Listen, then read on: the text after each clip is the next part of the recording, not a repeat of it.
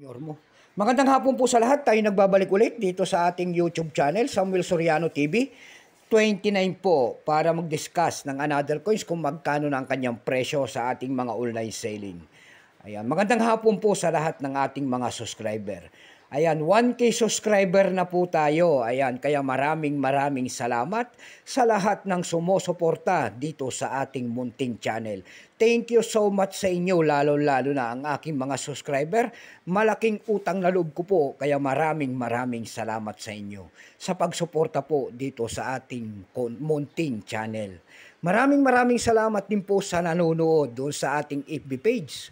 Lalo na yung mga nagsesend ng star sa akin dyan. Thank you so much sa inyong lahat. Mabuhay po kayo and God bless.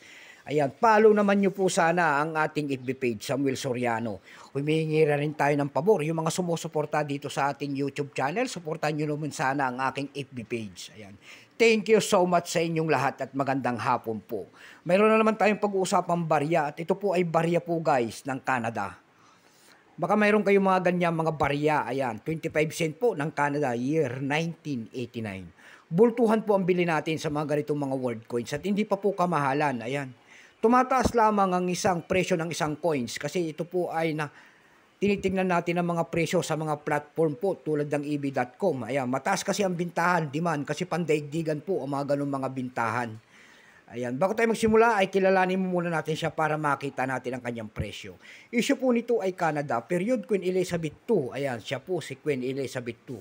1952 hanggang 2022. Type nito standard circulation coins years 1979 hanggang 1989. Value nito 25 cent Canada.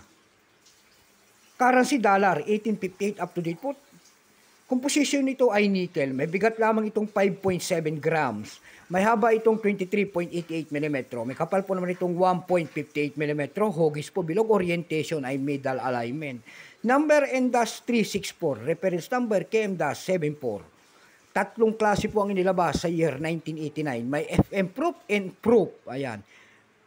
Itong hawak natin ito po ay 1989 24%. Kung ilang piraso naman ang ginawa sa barya na ito ng Canada, ito po ay 119,796,307 piraso po. May price na po ito doon sa ating numista.com kung tawagin.